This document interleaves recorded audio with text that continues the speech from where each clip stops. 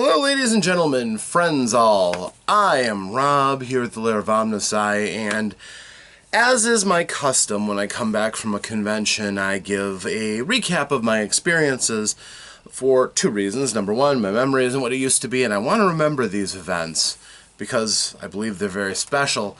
And number two, I enjoy showing what I have, so that if anything I got sparks some interest from you, the viewers, you want to see it reviewed, you want to see it played, you want to see it tested, I can do that. Also, even though I know, a lot of my material doesn't really get watched by very many people, I believe that a lot of the contributors to the conventions and to my overall experience in the game deserve to have a certain amount of credit given to them, and maybe a little bit more free coverage and press. I certainly wouldn't mind getting some of that myself, and I think that I should use my tiny little platform to show my things to other people.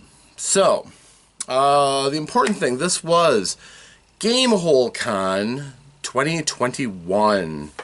This was my badge. Very nice art.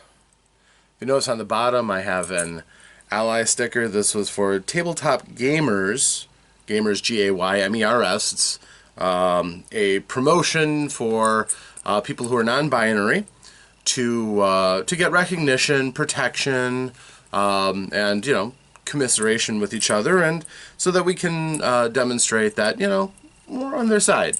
They can be the way they are, but they're still gamers. They're still part of the community, and I don't tolerate bigotry or anything of the sort, any kind of prejudice. It's pretty abhorrent to where we should be as a civilized race. Civilized species at the very least. But yes, the badges are beautiful. As you might have noticed, I am 5th level, which means that this is my 5th year of being at GameHoleCon. And that means I can throw fireballs. So, yay me. As the weekend passed, I was a little surprised they don't show that I'm a game master, because I was. But that's okay. I don't need anything special. They're going to reimburse me for the cost of showing up, so I was more than happy to do so. So, let's just get into it. So first of all, when I got to the Alliant Energy Convention Center, I've been there 5 times already. The convention layout is pretty well known to me, although they do shuffle around the big rooms as befits what they're packing into them.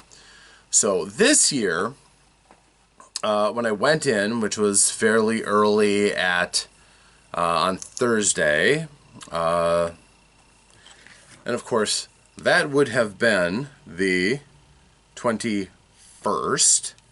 I went there, and the first thing I had to do was show proof of vaccination, and I needed a mask.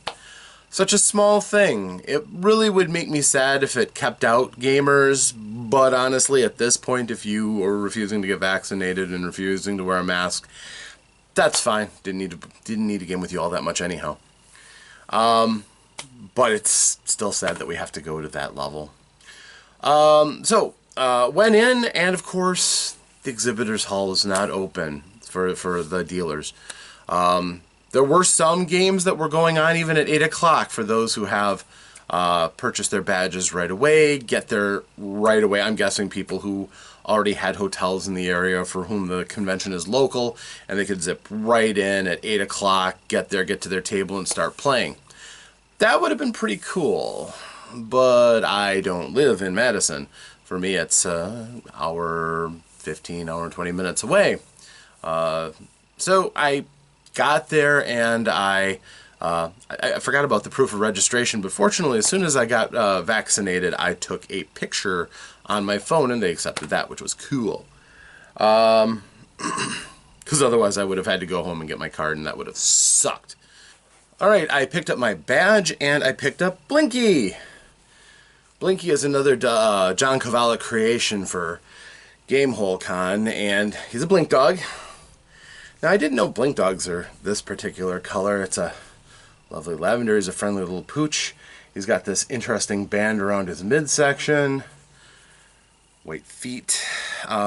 He's adorable, let's face it. These things are great. I love them. This one is probably, though, the least special monster, I think.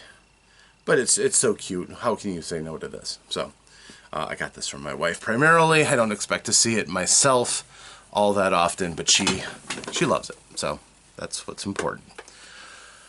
So, I hung around for a while. I looked at the different events and everything, but I had an event at 1 o'clock. Was it 1 o'clock? I think so. I was supposed to run Dark Tide's Night, which is an adventure from Gooey Cube. And also, this was going to be my first chance to meet in the flesh people who work for Gooey Cube, the company that is publishing my adventure next month, a Strangely Gooey Holiday. Look for that. But also, just to meet them. I've talked to many of them on Facebook through words, which is fine. You get to know people fairly well that way, but I really was looking forward to meeting them face to face, even if there were masks in between us. So I just kind of hung around a bit. And on that first day, I didn't dress up. I was wearing jeans, I had a jacket, and I was fine. It was a beautiful day. So I hung out and around, firing off a couple of messages to my gooey brethren.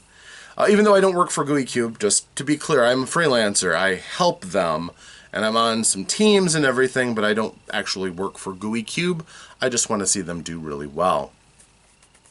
And I consider some of them to be my personal friends, and I do an awful lot for my friends. So this was no sacrifice at all. So I basically hung out around waiting for 10 o'clock for the dealer's hall to open. I did spend that time going down the... in the lobby, there were several booths that are set up. And the cool thing about these is that they're not limited to the dealer hall's hours. Basically, 8 o'clock when things kick off, they can be there and they can start, doing their spiel and whatever. Which I actually kind of like. I respect that. So it was nice to be able to go through. There was one for some independent publishers. They were putting together fanzines and gaming magazines and some independent adventure modules. I don't have a great deal of need for modules myself, so I looked at them politely and with interest and, said hi, press flash. But that was about it for that. And don't get me wrong, there were some interesting titles. Scientific Barbarian sticks in my mind. And for a variety of different games and gaming fandoms. But in general, nothing really spoke to me. I then moved on a pace, and there was another crew that was there that did catch my attention. Man and a woman combination. And let's see if I have their card. Not sure. But I did collect a bunch of cards, and I did network with a number of people. And I am not finding it? Don't think.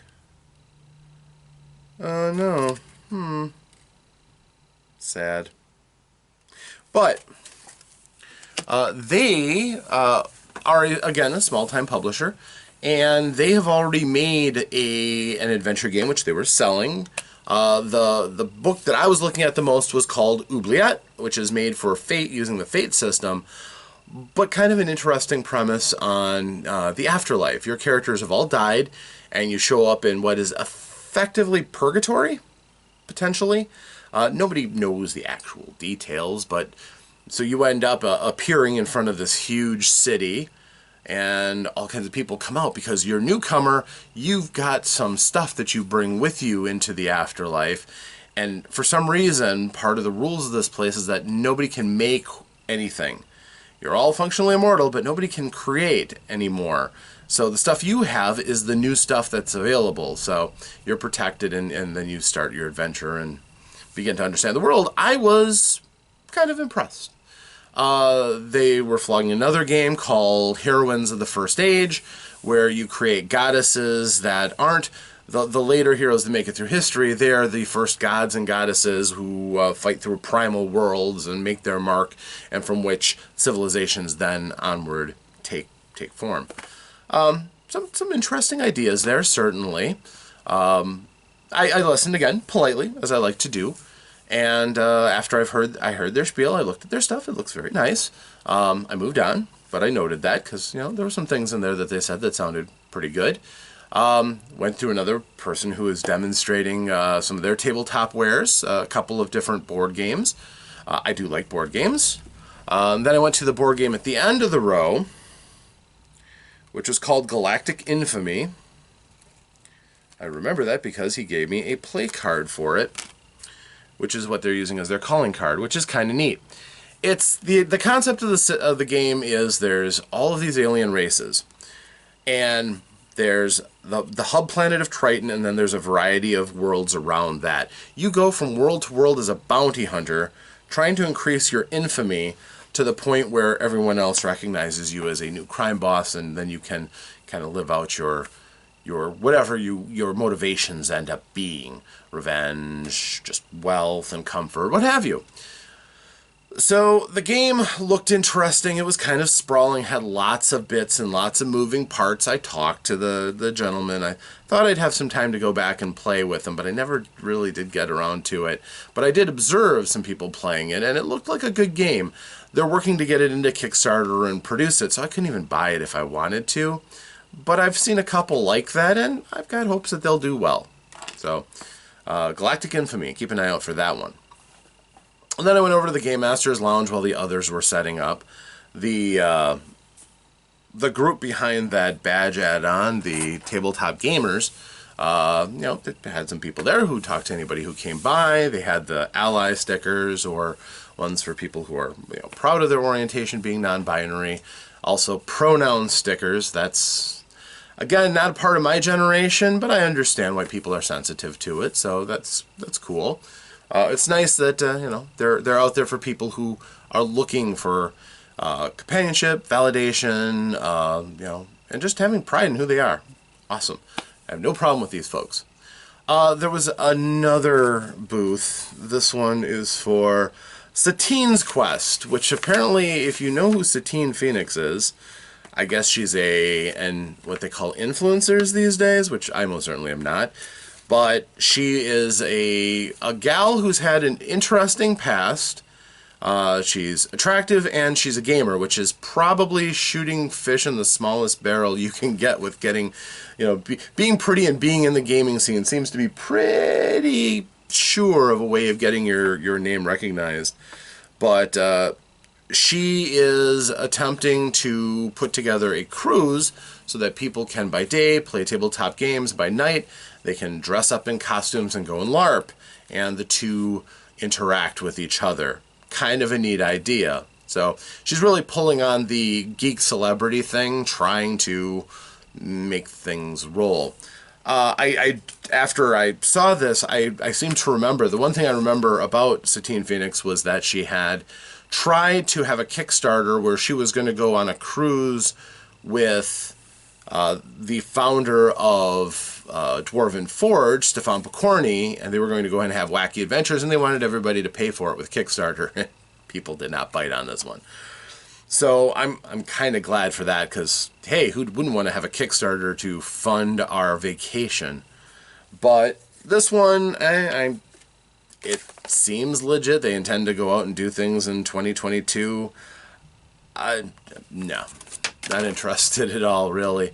I don't know her well enough for that to be a draw, and it seems like it would probably be a pretty expensive operation. Unless you were already going on a cruise anyhow and you just wanted to make it one where there's full of role-playing games. Cool. That's not me, so I'm moving on. But I just, again, for the sake of completion, I thought it was worthwhile to report it. And there's a number of small-time artists there, some first-timers and some people who really are just kind of getting their things out. And they were there. I'm going to say they were a step up above what you can commonly find at like craft shows and such. And they, all of them seem like they're very nice folk. But nothing that really pulled my interest. Enough, though, that I would chat with them, certainly, make them feel, that people were interested in their stuff. Sometimes that's how I support it, because honestly, my slice of income that I give over to artists is not huge. I don't have a lot of room for much more than what I already have, but it's still nice to at least be nice to them and not just ignore them, not, make eye contact with them because you'll feel guilty you're not going to give them any money. Talk to them, treat them like people, give them a certain amount of respect, give them all the respect they're due. So that's my philosophy on artists. There's a few that I recognize and I know, like Brent Chumley and Terry Pavlett, who I got to visit and talk with at this convention, which was cool. And I got to buy, well, I'll show you that later. So, dealer doors finally open. Also, by the way, the True Dungeon people were there. True Dungeon is a role-playing game you can walk into. They have things screened off into rooms. Each room has a challenge or a conflict. Conflict is actually settled like shuffleboard. You have round discs that you slide on a surface and try to hit the target outline of the monster on the board. Kind of an interesting system, really, and it really has some neat mechanics for working with your teammates, for maybe somebody with a lesser attack to try to make a little bit better strike on an ally's puck to get into a more vulnerable location where it can do more damage. And sometimes the size of your weapon isn't nearly as important as being able to slide your disc across the surface and score a good hit. There are people who are really into that, and one of the people, Casey, who works for Gooey Cube, is, and I got to talk to him and get his perspective on it. I had a bad experience when I tried it, and it's pretty expensive. So I thought it was best left to those people who were really, really into it. The people with tackle boxes full of the tokens and the like. Someday I'll do a retrospective on that. If you're interested, let me know in the comments, on my YouTube Facebook page, or on my Dungeon Tutor Facebook page. One of them I'll look at. So I finally got into the dealer's hall. So what I did was I went to the right. My standard on getting through any maze is if you follow the right-hand wall and stick with it through every in and out, even though you'll run across a few dead ends, you'll eventually get to the end of the maze. So I went to the right, which happened to be the artist's wing. So I saw Doug Kovacs. I don't know if he was there on Thursday, because I don't remember seeing him. But Mr. Easley was there, and he's one of the all-time greats. It was really good to see him. I know Larry Elmore was there one year, but he's very busy, and it's probably not easy for him to get around everywhere that wants him. So there wasn't much of an opportunity to see Larry Elmore, one of my favorites. But I got to see Terry Pavlett, and I got to see Brent, who was awesome. I love Brent Chumley and his stuff. I highly recommend looking for those guys. They are almost always available to do some sort of commissions, although they're usually still very busy with things in the gaming hobby too, which is awesome. And a variety of other ones. I can't go into all of the different artists, but there were really some talented ones. The ones that had my interest the most were the ones that came with role-playing games that they were attached to. And again, some really impressive stuff that way. And also on the dealer floor, there were a lot of people selling sculptures from made with different media, game props like staffs that looked really good, armor that could be used as a prop in a game, not something you'd use in a combat, but just something that's like, hey, you find this, here you go. It was expensive, I'll be honest. The really good stuff is always more expensive. But it was there, and it was really cool. There was somebody who was selling the big gaming tables that sell for thousands of dollars. They have the drop-down leaf, and they're expandable. They're very cool. Mine was made by one of my players, and even though it's kind of falling apart under the strains of what we put it through, still works awfully well. So I'm pretty happy with what we've got at the moment. Moving forward, I went through and I did see a little bit of everybody. I also saw my home store. Chimera Hobbies out of Fond du Lac also has a store in Appleton, Wisconsin. And he has the advantage, being one of the larger retailers in the area, he gets a lot of scratch and dent products from his distributor, which he then turns around and he sells for half price. So if you think about it, on one side you've got Noble Knight Games. They've got all this out-of-print stuff, classic games. all at a high markup. They had, for example, a really nice box of HeroQuest, the classic, but it was $250. You know, that's a bit steep. They had some treasures, don't get me wrong. But then I went around over by my friend Bob at Chimera Hobbies, and I found a number of scratch and dent things. And yes, he does have a store in my area, and he does sell some of this stuff at that store. But he also broke out some stuff that I hadn't seen in the store, and now I can show you. First of all, this one I was really happy to see. Catan. Now, you guys are probably out there saying, Catan, really? That's been out like forever. Yeah, but I really don't like dropping $50 on what is really a relatively simple game. It's always so expensive. It's probably because of those wooden pieces that are in it. But I always keep saying, if I find a really good price on it, I'll get it. If I find it at a great price, I don't care what the box is like, I'll get it. Well, half off. What can I say? I got it. So I got that, which made me feel pretty good. I also looked through his role-playing game stuff too, and I ended up getting Robotech, the role-playing game. This is not the Robotech, the role-playing game that Palladium put out. This one is different, and it is directly credited to Harmony Gold, which I think they were having some problems with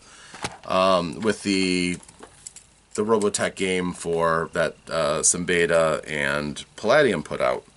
But now I have both of them. This is from Strange Machine Games. I honestly don't know anything about them, so I am looking forward to this and seeing what new mechanics it might have. Is it going to be really cool? I don't know. I hope so. Certainly. And I also bought a Cyberpunk Adventure Rocker Boy because I want to introduce my gaming group sometime soon to the world of Cyberpunk, and I thought it would be kind of cool to actually have a printed module for it when we do that. I think they'll enjoy that quite a bit. So, I don't know if I'm getting a little lazy now wanting these modules, but I kind of do. So anyhow, then I went, also, I also got A Dragon Walks Into a Bar, 300 plus one-liner zingers and jokes that will slay. I have to read one of those, you realize that. Why did the wizard's staff of power start to hum? It didn't know the words. The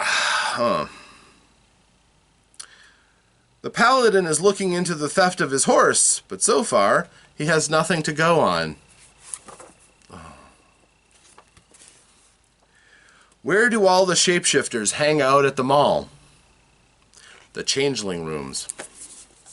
So, that again, half price for all of that. So, if you may roll your eyes at me a little bit, but I can't help myself sometimes. I don't try that hard. I strolled down over by the Frog God Games booth and was saddened to see that my friend Eric Tenkar was not there. I always look forward to talking to him. Eric is the man, as far as I'm concerned, in the OSR movement, old school revival, old school renaissance. The people who think that role-playing games were really good back in the day, and while everybody else is in danger of forgetting that Dungeons & Dragons came from somewhere else before 3rd and 5th edition, and they don't talk about 4th, it's worth looking back at Advanced Dungeons & Dragons and also the basic expert sets that came out right at the same time as Advanced Dungeons & Dragons. Nobody goes all the way back and wants to reprint Chainmail and all of that, though. I don't know. Anyhow, that was really when role-playing games started out being real role-playing games rather than a strategy war game. Just by talking to them, I talked to Bill Webb, Top Frog, I believe, as far as I'm concerned, Zach Glazer, a few others. I didn't buy anything at that time because I usually reserve that for the end, but they were nice enough to give me this nice map of the Lost Lands, which is their fantasy domain, and many of their adventures and published materials take place in the Lost Lands. So I was happy to get a free map. Why not, right? Then I met my Gooey friends. And that was a transformative moment for me because it finally fit that I was working with these people who weren't just texts that were being fired at me rapidly, that weren't just a couple of videos that I've seen and the videos that I've shared on their Facebook page. I got to meet Cameron Mandy and Gooey Casey, who work with Gooey Cube. They actually work for them. And it was awesome. I also got to meet Mandy's husband, Adam.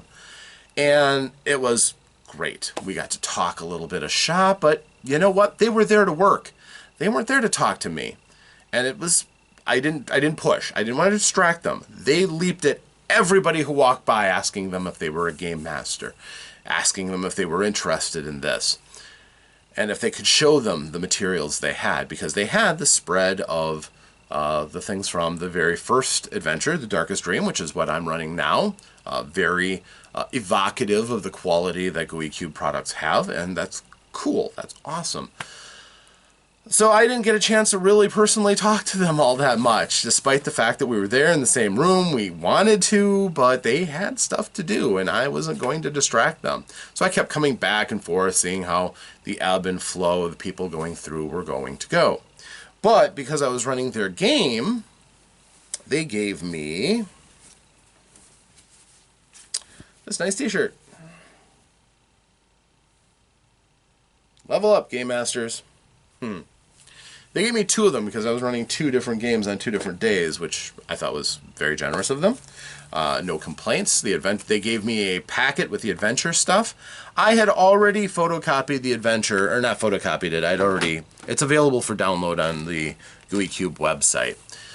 So I had it just in case they had forgotten it or anything, but nope, I had it. I had some pre-gen characters. I had the props that I needed. Everything ready to go for that. Right across the way from them was a group for the, I can't remember the exact letters, but it was the Independent something something. And they had a variety of games like Worldwide Wrestling that uses Powered by the Apocalypse games. And I saw this one and I thought, this one looks cute. It's called Die Laughing. It is a comedy horror game. I'm guessing it plays like a slasher flick, but one of the spoof ones. And it has a mechanic in it that if your character dies, which, let's face it, happens in these movies, nobody gets slashed. Is it a slasher flick? I don't think so. But if you die, no fear, you can still play. You become part of the production team, and then you can use mechanics to bedevil the other players. So, you know, that sounded very interesting to me, and it was pretty reasonable, and I loved it supporting independent publishers. What I didn't know at the time was that if you buy anything from them, they were also willing to give me one of these. Mythic D6. This is by Kepera Publishing. And that interesting little peculiarity of role-playing games is that it's impossible to copyright the mechanics of a game. Dungeons & Dragons does not have their core mechanic of roll a 20-sided die and add some numbers copyrighted. You can't use the fluff, the actual wording, but you can take the mechanics from their game and use it in yours.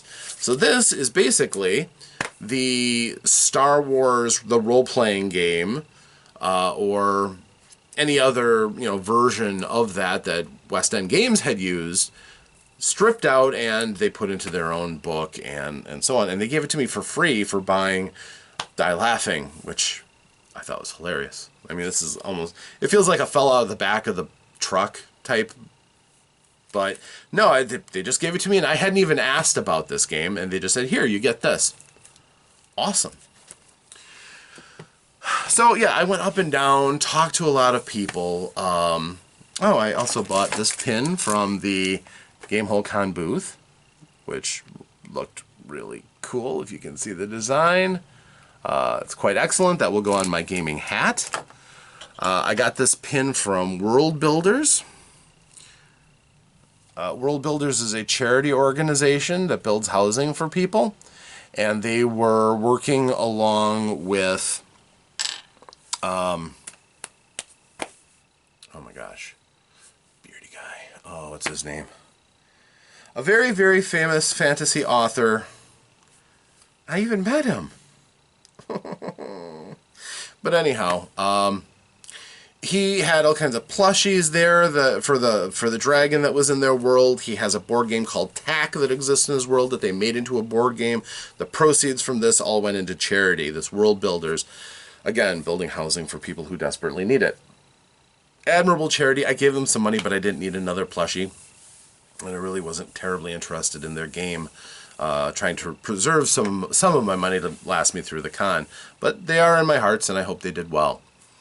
But then eventually, time for my game came up. After I had visited like Noble Knights and any number of people who were selling a variety of used games or brand new indie games.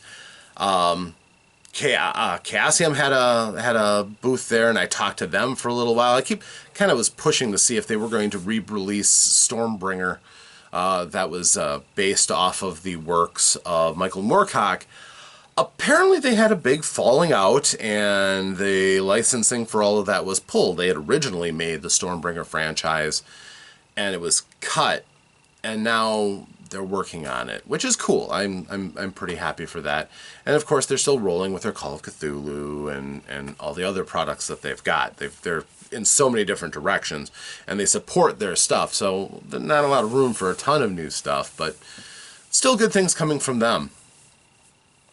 And there's another gentleman there. I think his company was called Saga of the Norns or something. He had this really interesting sounding Viking role-playing game. And the chance mechanics were based on runes. Actual rune stones. You had to buy the bag of runes separately. And they were a bit expensive. And then you'd have to buy the books. So he priced me out of serious interest. But I like Vikings, I really do, and I like runes. I have a bag of rune stones right here. These wouldn't have been able to be used because his were color-coded and had all kinds of special stuff. But I use that as a gaming prop. And I hope he did well. I never saw anybody buy anything from him, though, so I really don't know. I hope he did, but I wasn't watching him very well. He really got my attention and interest through that. But then I went to go and run my game. And I had 3 players who were really into the game. Yeah, 3. We had a great time. 3 players is actually pretty ideal for Dark Tides Night. Too many, and you feel like you have to inflate the combat to account for the number of people. I was able to have a nice, manageable challenge, and they were really happy to be part of this experience. They liked the idea of the Gooey world and this little spooky story that I was telling them. They got immersed into it. We were playing in a kind of a dimly lit game room anyhow, which was neat. I had my portable speaker playing spooky tunes through tabletop audio, which I think always helps. And I was in full con mode. When I'm in con mode, I usually take the rules and I just say, this is the book, we're not going to use it. You tell me what you want to do and we'll see how we can get there. And I applied that to everything, including spellcasting. So if they wanted to cast a spell, they just tell me what you want to do. And I'll figure out if it's going to use up a slot or not. We're not going to worry about what you know, what you don't know, because the pre-gen characters didn't have all that information all the time. So I was mostly interested in what they were trying to do and then get into the actual puzzle. Because I think that rules and things like that can be a barrier to your players really empathizing with their characters and experiencing the true horror when it's there, which is hard enough to generate in a one-shot anyhow. And it went really well. They really liked it. I think they might have a GUI convert or 2 amongst their number. I hope so. But it was really good, which is awesome. And when it was done, I went back and I talked to Casey and Adam and Mandy, and I just reveled in being a part of their group. I enjoyed it tremendously, to the point where I was like, I don't want to even leave the dealer hall at this point. I just want to stick around by these guys and talk, but they can't talk because they're too busy trying to get people to buy stuff. So I kept gravitating in and around with different people. And then I had one of the more pleasant surprises of Thursday. One of the classy things with GameHoleCon is that they reward game masters tremendously. If you game and run 14 or 15 hours worth of games, your badge is free. That's an $80 value right there. They have a separate section, which is an exhibitor and game master's lounge. You can go and get drinks. They had snacks. Unfortunately, not prepackaged snacks. I think those would have done better, but you know, they had tongues and everything, so you hope people weren't digging into things with their hands. But I was on a diet, so I didn't indulge. But it was nice to have a place to just sit back, relax, collect your thoughts, pull out the tablet, you know, dink around. But also they have a prize table.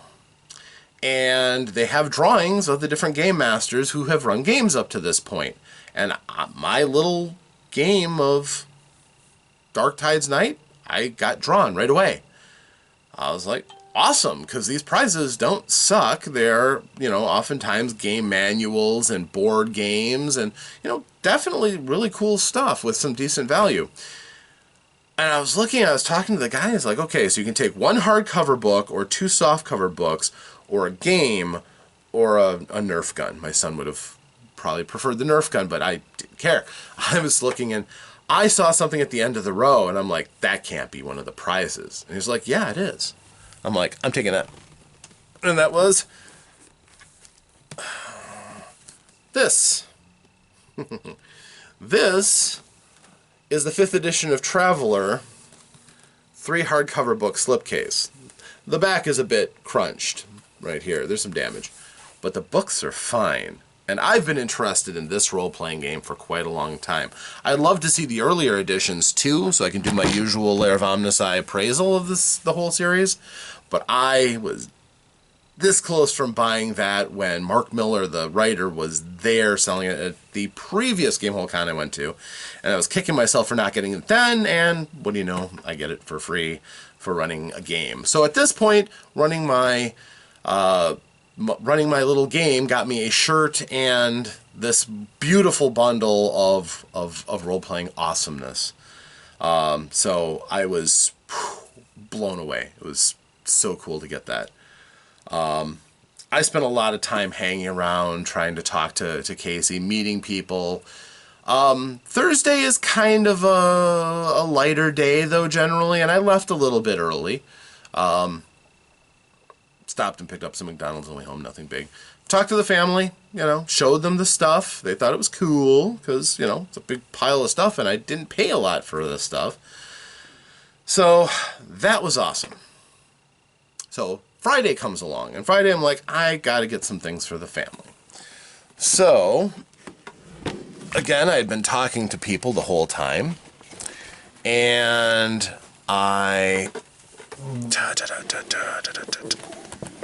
for my son, I asked him, what would you like? And he's like, well, you're gonna get a plushie. He likes collecting plush figures. I'm like, I am, but I'm going to get the Blink Dog from the game.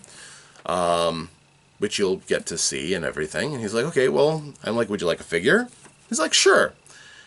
And I couldn't find a really good figure. I thought I would get some kind of cyber orc for him in commemoration of the one he plays for role-playing games with me, and I couldn't find one. They're kind of tough to find. I'm going to have to break down and get a Warhammer 40k cyber orc. Cyborg? Seems to work. So instead, I know he loves games that involve shooting zombies. Zombies are the greatest things. I mean, you can shoot them and shoot them and shoot them. You don't have to feel bad about them. They were already dead and they should be dead again. So that's fine. So I got him Zombicide, which is upside down. I notice. Zombicide. This is from Cool Minis or Not. It is packed full of plastic zombies and heroes who can be equipped with a variety of weapons to shoot said zombies. He was really excited to see it, and that made me very happy. This was on the half-price sale at the hobby shop, Chimera Hobby Shop as well. I had not seen that game for the half price in the hobby shop. It was only brought out for that con, so again, I was very excited. And also, organization, I has it, for my lovely wife, I got this. Dungeon Pets. This was kind of more happenstance.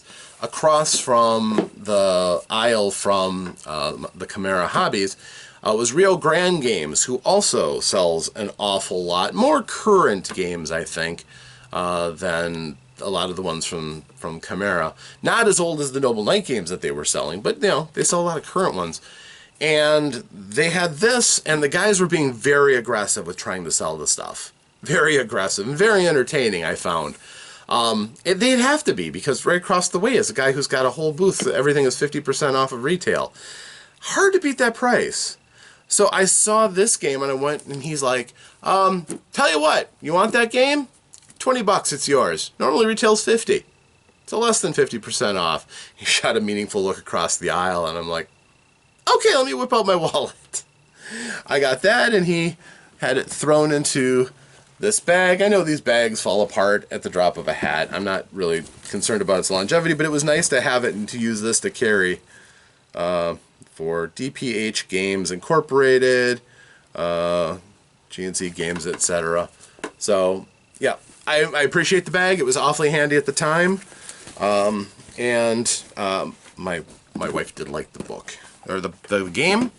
And also, I had to stroll back to my friend, I say friend, one of my favorite artists, Brent Chumley, and I got this art, which is from Deadlands Reloaded, the card game. A cat washing itself in the middle of a Western shootout. Awesome. And she liked it too. And he signed it for me too. Brent Chumley right there. So, Brent's awesome. I really like him. And I always like supporting him.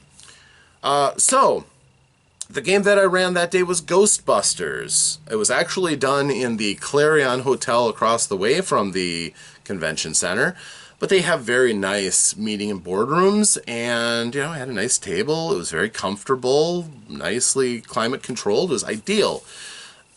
Except if the room had been full of people playing, it would have been a bit uncomfortable, because there would have been a lot of noises, and those tables were loud with dice bouncing off of them. But no, we had a really great time. I had 5 people out of the 6 that I had offered. They were really into it. A couple of them had had some prior experience, but none of them had experience with the way I run games. Which was, I just want to know what you want to do, and we'll get there. So that's what they did. And they embraced the role. They knew the tropes and they loved them. They came up with really good and clever ideas that advanced the storyline. And even though they split the party, it all ended up working out for the best. I found a way to massage everything back, because they never contemplated stopping to fall back and do some research and find out why they were not having smashing success against this ghost. Rather than that, they doggedly, determinedly went through, and they took on the ghost. And there was some excellent role players there. The person who was playing the face of the group, Rich, was just amazing, and he made the entire thing turn on a dime when he made me tip my hat a little too early. Figured out the mechanic of spending brownie points to give yourself extra dice, made a massive roll, and caused the ghost to reveal that it was an amalgamation of ghosts. It was great. And they were really good. They got through to the end, successful ending. It lasted the 4 hours that it was supposed to. I nailed my time on every single game because I'm pretty good that way. And they did a masterful job. They had a lot of fun. It was great. They got to do the cool things. I think every one of them had a really good time. They all thanked me for it, so awesome. And yeah, hey, I got to run Ghostbusters. How many cons do you see Ghostbusters at? Not too many. So when it was all said and done, great con.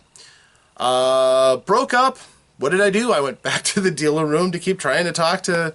I wanted to stick close to those guys, but we had arranged to meet for supper that night. But other than that, it was really hard to get more than a few sentences in, because there were so many people they were all talking to. The most I did was talk to Adam, who is not forefront in the Gooey crew, but he's kind of been adopted into them. So we were able to talk a little bit, because he wasn't as upfront and vociferous as the others were.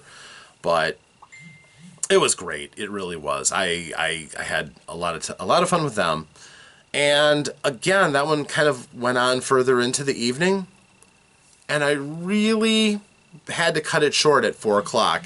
because the dealer thing was going to end at 6, and then we were going to go out to eat. So we went out to eat. It was fantastic. That has nothing to do with the con, so we had a great conversation. It was a fun time.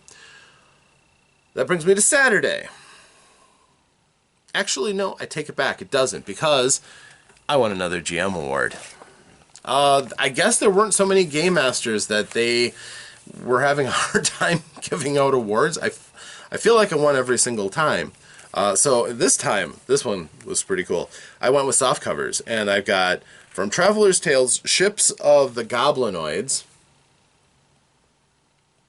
It looked like one of the more interesting of the soft covers, but the soft cover that I really wanted and I was really happy to get was Men in Black, the role-playing game.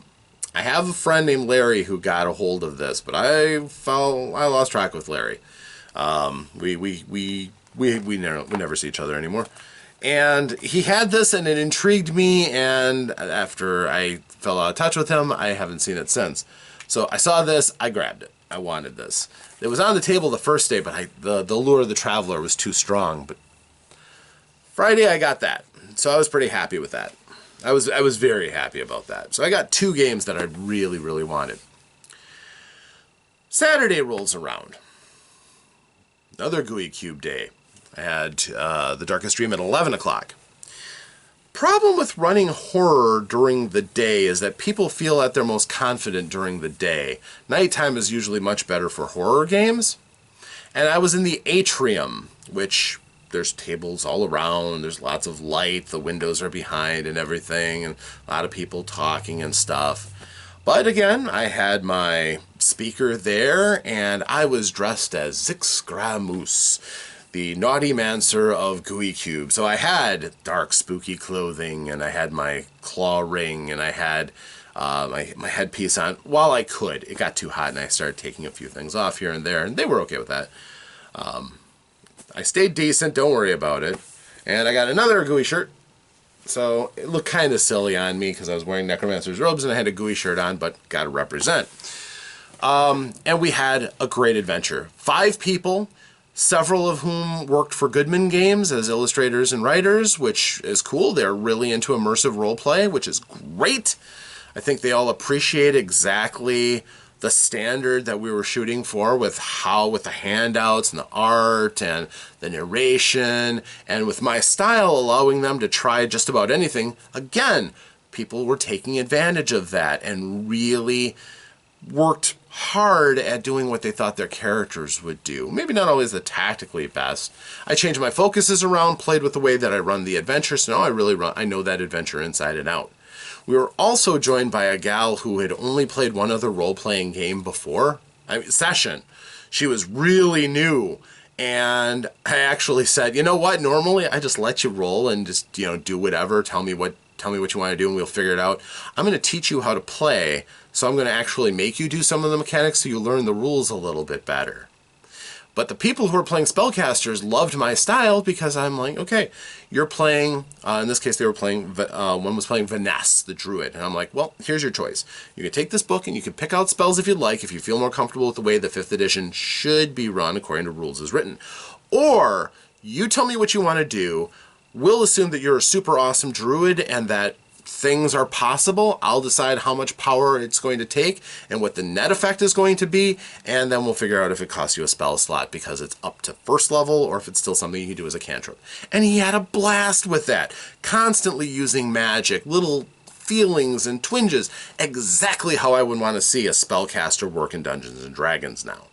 Not when you're tied down to even cantrips using up your spells that you have memorized. No, this was great on-the-fly magic, and it felt organic, and it was really cool. I loved this group. I think they had a great time. They all thanked me. They all said they had a great time, and I always ask, but you never know who's humoring you. But I think they had a really good time, and I know a couple of them are going to definitely keep their eyes on Gooey Cube in the future. We actually had so many people coming to try to get in on the Gooey Cube games that Casey actually took over a couple and ran a special game for them, which took them quite a while. So they were very appreciative, and I'm happy to say that that they're members of the Gooey Cube Den of Enlightenment now too, which is awesome. So I had a really good time. People really really getting into the game, which again I feel so privileged to be able to go to this con and do this. I'm grateful my family lets me do it, but I went back and I reported, hey, we did a great thing. I had a great game, and they're like, and Mandy came up and she's like, well, you know, we were approached by these guys doing one of the podcasts outside. Yeah, there are people in the lobby with their own little booths and they have set up for podcasting. I usually just walk by, note who's there, of course, professional curiosity, because, you know, I have done podcasts in the past. And she's like, they want an interview. We'd like you to do it. I'm like, okay, sure, I don't mind talking to people. It did kind of, I was a little surprised because, you know, I don't work for Gooey Cube, and I thought they'd want one of those two to represent them, because they do. Probably Casey, because he's got game mastering experience. But neither of the, you could add both of them together and multiply that times about 10, and you wouldn't get as much game mastering experience as I've got. And add my playing in with that, and yeah. So I thought that I could do a pretty good job of it. So the deal was set up that I would go and I would do an interview in the next morning. And again, just wasn't finding any games that I was all that interested in. I thought I would do an Adventurers League game, and I kind of talked myself out of it. And Saturday, I hit a wall. I had put so much energy and so much of myself into my game, I exhausted myself. I was whipped. And had I been in a game, I would have just been flat.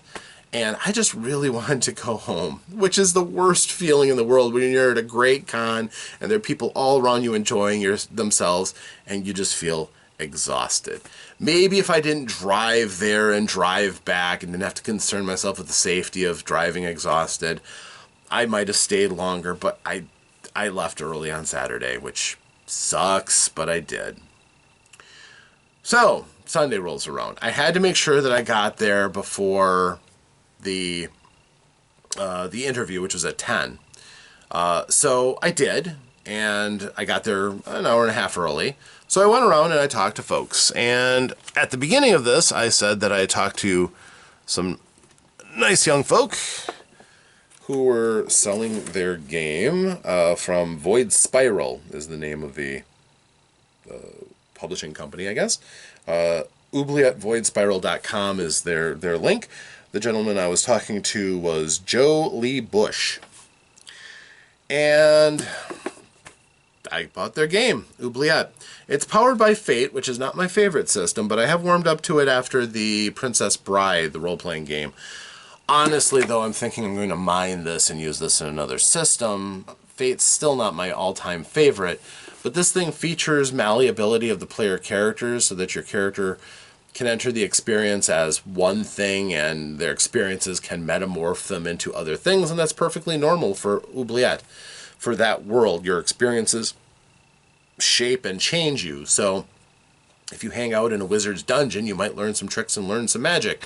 If you are playing as a human who hangs around with a bunch of dragons, you might start becoming more dragon-like yourself. So I like the ideas, and I was pretty happy to support them. It wasn't all that expensive, honestly, for all that came with it, and it helped them out, and I will look through it happily and see what I can pull out of it and move forward. So then I did the interview, put on my Gooey Cube shirt, and at the time I was just wearing my black turtleneck, all Omnisci style, with my black hat, and I thought, a pretty darn good interview. That I kind of fanboy gushed a little bit, but I did control myself to the point where, hey, I'm a freelance writer for them. This is the experience, and this is how, why I think it's amazing. And if you see their work, you would know that, you know, the art is top notch and the stuff is put together so well, and everything is designed to make things as easy and as convenient for the game master and the players together. And all this work that we go through just to make your time easier, and they were really receptive. It was awesome. They had one guy who was there clearly to talk. They had another guy who didn't say hardly anything. I didn't give many opportunities for them to talk because the words just come out of my mouth and out of my mouth. But I think I came off really well, better than I do in these videos sometimes. with too many ums and uhs and yeah. And the folks were top notch too. You could tell they'd been doing this a while. Their production value was solid. The camera was cool. We used microphones and everything, so we had good audio. When it was all done, they gave me a bottle of Serbian beer, which I did not bring down with me. I'm not a beer drinker, but I stuck it in the fridge and I figured some night my wife and I will probably crack it open and try it. And I will finish it in honor of these guys. But they did give me this beautiful laser etched Pilsner glass with their logo, Guys, Games, and Beer, which was cool. And on the back, GameHoleCon. And I will certainly try to make myself available to them every year for further podcasts, because I had a really great experience with them. If they ever want to do that again, and I think they do, we will have some pretty good times together. It seems like they're good people to work with, and who knows, maybe I can even network them into other ventures that I do. Obviously, if I do other work for other companies, I would definitely want to bring that to light with them as well. I mean, self-interest if nothing else. But yeah, the whole thing was great. And the folks, they told Casey that the interview was smashing, and they were very happy with it. So I guess I did pretty good. So I'm hoping that the folks at Gooey Cube are happy with me. Heck, if they need a public relations guy, but they're based around a marketing team, so I'm guessing that's not the case. Well, we can delude ourselves a little bit. So Sunday for me is the day when I go around to all the places that I had marked in my head as places I wanted to look at. For instance, the Frog God booth, they were having a 50% off sale on a lot of their older material. I went back to them again, and it's like, okay, well, now this whole wall is 75% off. Sundays are days when they don't want to bring stuff back with them. And I looked at the stuff that was 75% off, and I'm like, no, I don't need any of this. I'm really not that bought into the Lost Lands. And they had, some big books that normally would be, $125. That would have been down to about $30. But when am I ever going to use it? I already have my favorite worlds and such, and I just wasn't going to buy into that. They had another huge city called The Blight. I don't need another huge city book. I'm working on being a part of one as it is, so I passed on all of that. But what I did end up doing, though, I did get something from them. I ended up buying a magazine, Torchlight. This is actually put together by my friend Eric Tenkar and his work supporting the OSR. And the artist is Glenn... Old Man Grognard. Gosh, I'm so bad with names today. But fun guy. And the rest of the stuff, this is all classic OSR stuff that I look forward to reviewing in the very near future. I also had, and that was $5. And then I also found Catpocalypse Meow, also on their table for $5. And I thought my wife would really like that. So I got that too. Got to be fair. If I'm going to enjoy myself, I will get things for them to enjoy too. Then I strolled over to Fifth Evolution. Now, these guys sell a lot of DM-less adventures, which I have about as much need for as a football bat. Quite frankly, I just don't see random encounters and swapping game masters as being very advantageous to a group unless you have no other option. Maybe if the game master is really burned out, you might lean on something like that to give them a chance to play and let somebody else be the game master. But otherwise, in my mind, if your game master is the best game master at the table, why not go to that horse as much as you can? So I had no desire for any of those. But what they did have, I thought, could be kind of neat. Their Fifth Evolution series takes 5th edition Dungeons & Dragons and spins it off into different genres that aren't evident from the high fantasy that Dungeons & Dragons is.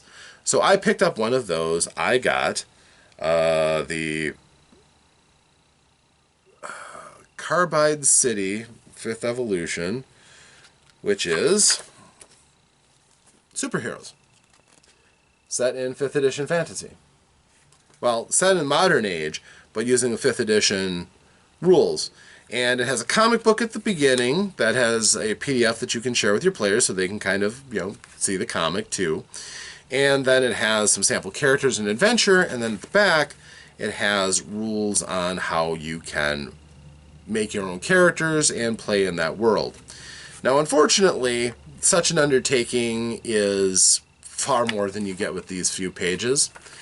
After getting it and thinking about it for a little bit, I'm pretty sure I'm never going to be able to use that, because to really do justice to that, you would need a lot more than what's simply there. But it's something to look at and maybe something to review in the future. We'll see. Mostly this was a day about trying to stay and keep trying to connect with my friends at Gooey Cube, because it's meeting face to face. Zoom is nice. Discord is, the voice chat is okay. I can't stand the rest of it, but there's no replacement for it. I also did stop by the Pacesetter booth, and they had a Kickstarter for this BXRPG, which is basically their OSR treatment of the BX rules, basic and expert rules, that Moldvay and Holmes took a crack at, and eventually the Beckme Menser's version took it past expert and went to companion, masters, and immortals. So this is something that is, again, very light, but gives even more options than the basic expert did. So you have extra classes like necromancers and half-elves. Yeah, classes, race, haha. But yeah, it's a system that worked. So I saw this and I was intrigued, and I kind of want to try it. It came with a set of dice. Okay, I've got dice. It came with an adventure, The Haunted Tower, which could be fun. So one of these days I will be running this for my group too. If you're interested in a review on that, I would not have a problem with doing that. And another happy surprise, for the second Dark Tides Night game I ran, I got picked again for a prize. Yes, I did. I was a lucky, lucky boy. So what I got was Quests of Doom 2. This is from Necromancer, which is Matt Finch's publishing company. They work together with Frog God Games. So these are miniature adventures, all in one cover. And then we have Quests of Doom Volume 2, which is different from Quests of Doom 2-1. I don't know why they just didn't go Quest of Doom 3, 4, 5, 6, 7, instead switched to Quest of Doom 2, but who cares? They are mini adventures. If I ever feel I need something in the middle of a campaign path to punch it up, it's 5th edition compatible. It could be a lot of fun. So I've learned the value of having a few resources like that at hand. Dark Tides Night certainly showed me that. So as you can see, I was very lucky. It was a great con. I bought some stuff, certainly. I gave some money to the various people who came there with the express purpose to sell people stuff. A lot of it went to my own game store, which I'm sure he would think was hilarious. But I got a lot of things that'll make for great videos. I have some great game experiences. Oh, and on Sunday I also ran a game of the Red Dragon Inn, several hands of it. Nobody bought tickets for it, though. Well, one person came over and was like, do you want me to go and get a ticket? I'm like, no. There's no point. They would charge you for the full 3 hours, and I'm not staying here for 3 hours. So we just played a couple hands and had fun with it. She was very nice. But that was the con for me. Did I play anything? No, I didn't, actually. So the Forever GM keeps being the Forever GM. But that was actually fine. I'm more energized for that than I have been in a long time. Playing with extra people, having great experiences, and showing other people different ways of playing games, expanding their horizons a little bit, that's meat and drink enough for me. Yeah, it would have been nice to play in a game or two as well, but honestly, having to drive to the con and back, the travel time it feels like 3 times the amount of time actually spent in the car on how much it actually took out of me. It would be a fantastic thing if I could get a room there and just walk into the place rather than having to drive before I got there. then I'd have more energy and would be willing to stay later, obviously, and play games all the way through to the end. I would have been fine with that, but in my reality, I just didn't have the extra energy to play games as well as run the ones that I did, and I was really happy to do that. Next year, I'm going to be running even more Gooey Cube games, and I'm also intending to run a game from Benchleydale for first edition D&D, so who knows what that's going to bring. But I think it'll be a lot of fun. But that was GameHoleCon 2021. So much fun. I had a blast. Oh yeah, I also attended the gaming auction on Saturday too, but I got there too late to get a bidding ticket, so I didn't stick around to see all the amazing stuff I couldn't afford. It's the way it goes sometimes, though. But yeah, I had a lot of fun. Hopefully you enjoyed this recounting with me. Like I said, this is something I'll go back to and I'll look at. Oh yeah, cards. I usually like to look at the cards that I've gotten. And things that I've collected. This one was interesting. Planagia. This is a role-playing game that Atlas is coming out with that is set in Stone Age. Stone Age role-playing games do not appeal to me. I don't care about them all that much. I like the complexity of a little bit more civilization, but I thought it was good to get it and show you. So that was cool. Let me just get my spectacles. Some of these are not printed for people who have fading vision. Legends of Draxia. This is a card-based role-playing game. Again, DM-less. I didn't care all that much, but I listened politely to the guy talk about his game system. Well, if you're interested in card-based role-playing games, check it out. He also has it so that you can play it online and download the game and play a variant of it. So apparently they've got elements where you build a city around the hero, for the hero, and then you get benefits from the city that help you. I don't know. It was kind of arcane. I wasn't all that interested.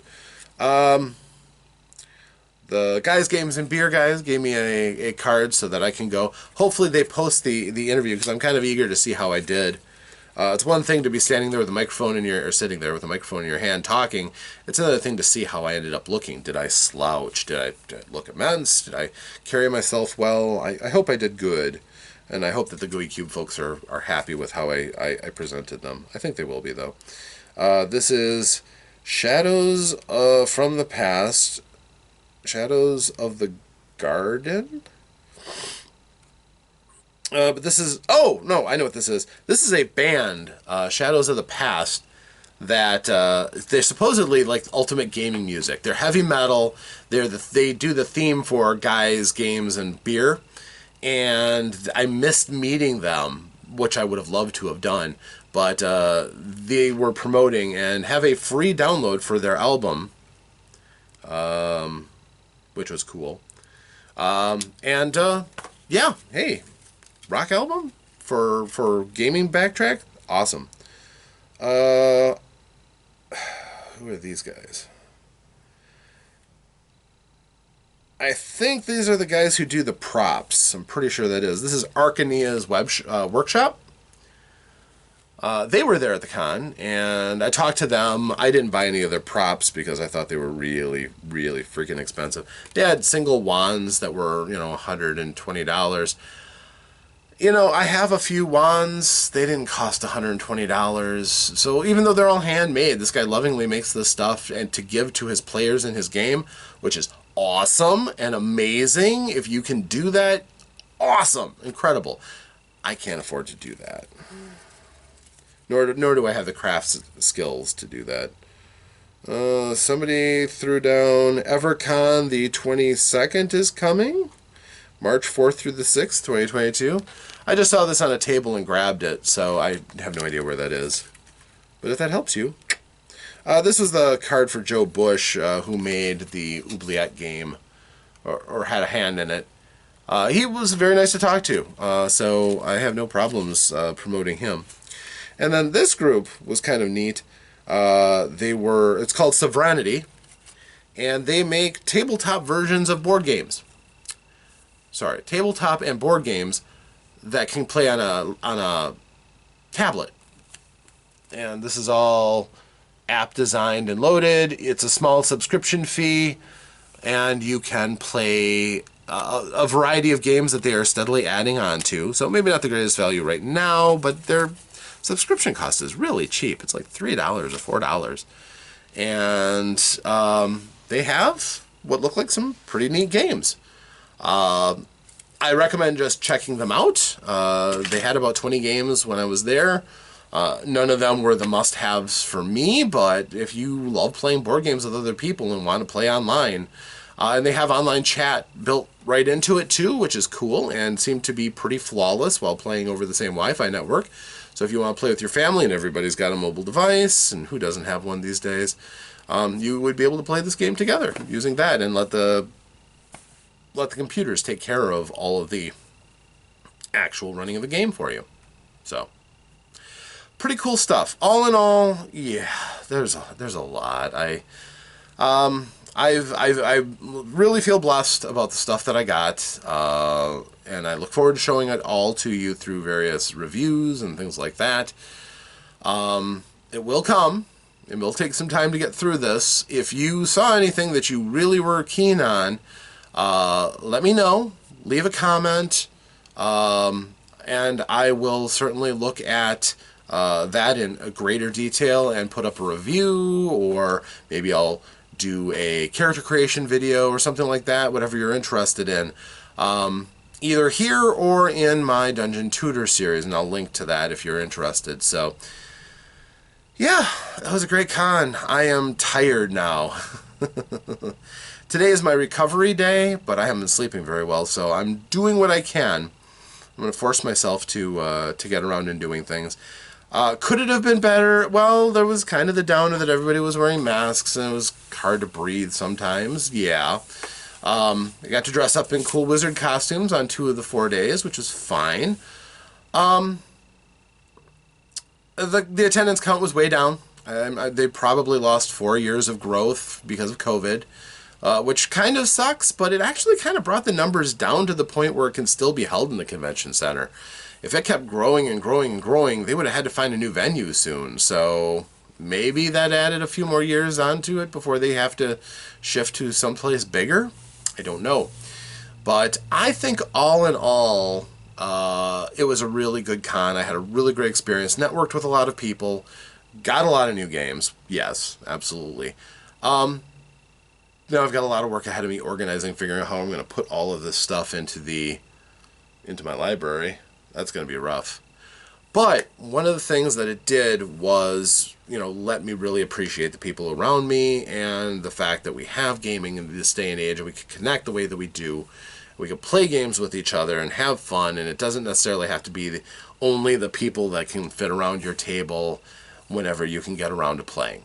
So it was awesome. I'm looking forward to next year's already, although I will have more energy then than I do now. And who knows? Maybe something will come up. I'll be able to hit another con before then. I know GaryCon is coming in March, and while the cards right now don't look like they're lining up very well for that, who knows? Maybe I'll be able to get lodging with somebody and go to it. That would be awesome. I'd love to go to GaryCon at some point, but I can't just drive there and back. It's impossible for Lake Geneva. That's far too much. But going down there, staying for a few days, and then coming back, that would be ideal. And I would love to run games for that. Hey, I would open up the Untitled Chapter for GaryCon. That would be great. But, yeah. So, that's my experience. I'm sure that I shared with you. Hopefully, you got something out of this. I know I did. And the next time I do something crazy like another convention, you will be among the first to know about it. So, thank you very much, one and all. May you get out there and have fun yourself. And as my friend Elphinius Good would say, may all your adventures be sticky. Until next time, farewell.